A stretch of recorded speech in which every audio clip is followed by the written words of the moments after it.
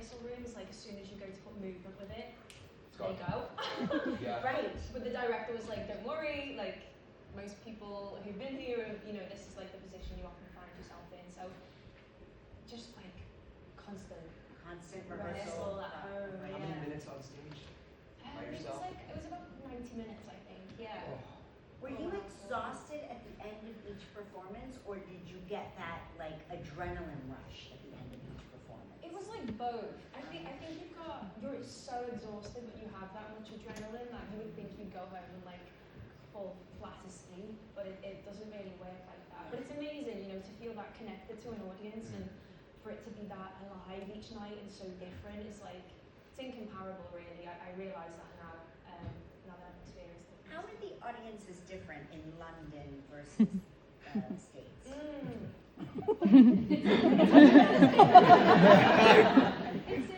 I would say the probably biggest difference is, and what I felt because I hadn't done a lot of theatre, and I really felt like, oh God, I've made a choice here, and I think a lot of people were thinking, okay, well let's see if she can do this, Yes. and so I guess there's a little bit more of a reserved energy in the UK, whereas on Broadway, there's this moment where as soon as you come on stage, the whole audience is like, applauding and like supporting you, and actually, it's actually lovely to feel that, because in that kind of mist of thinking, oh my god, I'm about to start a show, you feel that energy of like, we're with you and we actually really want you to do a great job, so it's actually, it's really lovely.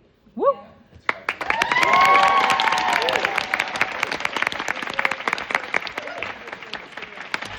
Yeah.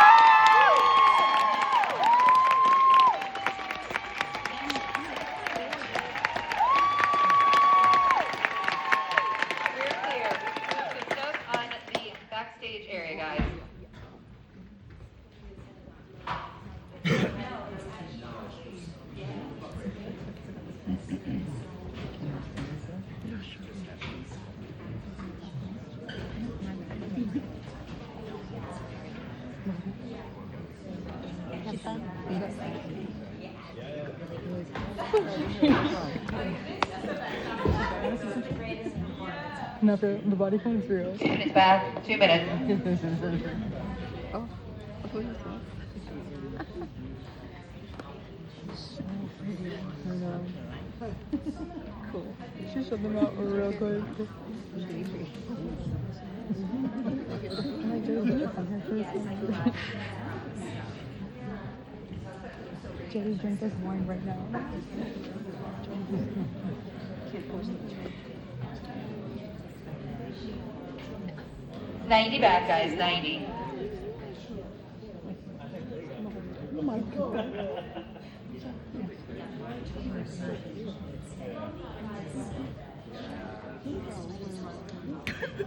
Like a cat.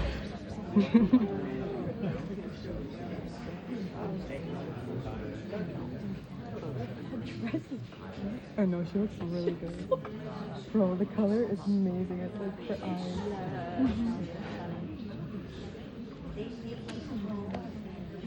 I can throw up. Oh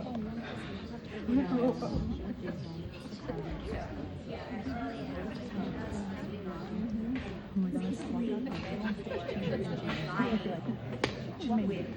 in a little 45 seconds, guys, 45 back.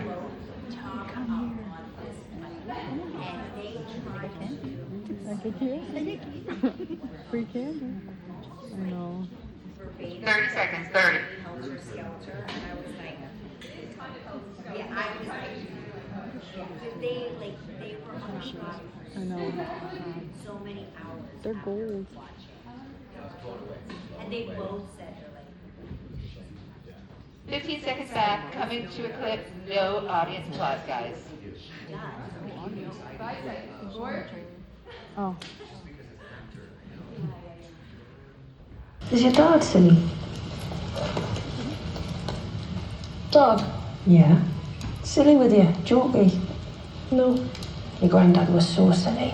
Everyone else thought he was so serious, but around me he was daft. Is your dad like that? When I look in your face, see your granddad's eyes. It's nice. Exactly. Get some sleep. I'm gonna stay awake. Keep watch. Okay, Dad. Yeah!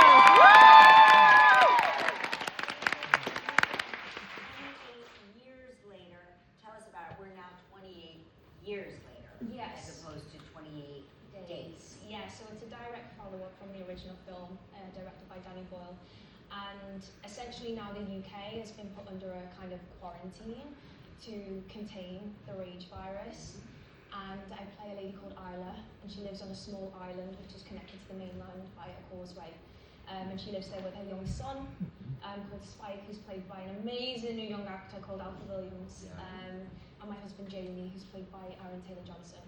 And it's basically, honestly, it's kind of like the young boy's coming of age in this post-apocalyptic world, and it's horror, guys, but it's so unbelievably surprising. Like, you're gonna go in expecting one thing, and you're gonna get so much more. I seen it this week, so I'm still riding the high of Oh, like, that's so good. I'm like, this is really It's great when you do a film that you love. Yeah. Where did you shoot this film?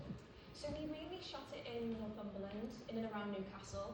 Okay. We shot a little bit in Inverness and a beautiful little island just off the coast of Essex called OC Island.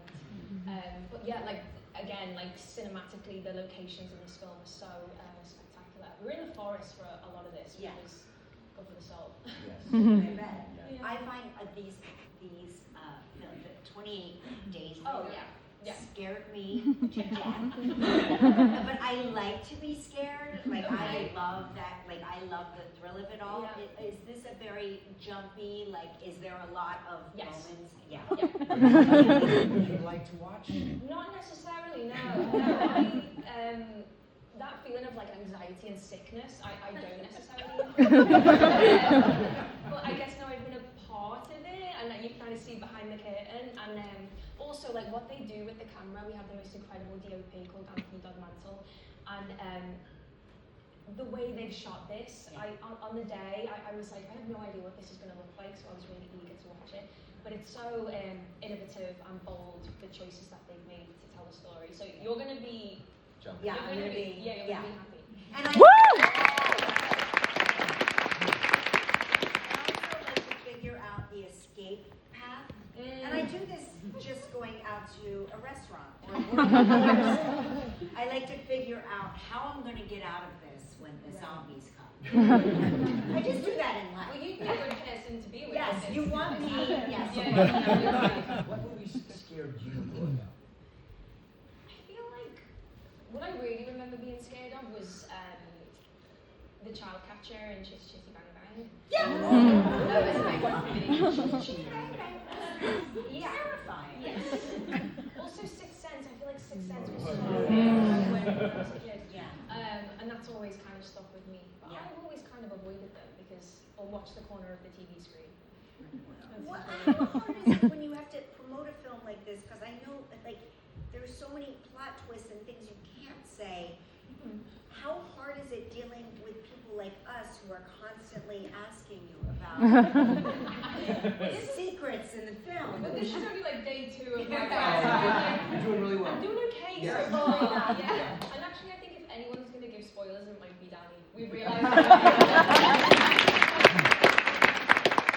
He's so excited about what he put together. Yeah. We gotta get him here. We gotta. Yeah, we'll break him down. Thank you for coming to see us. We really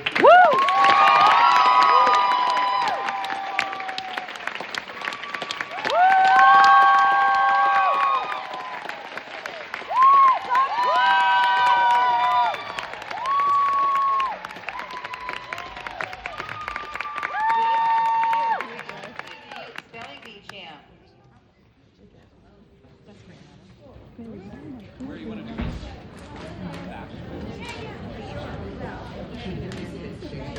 Thank you.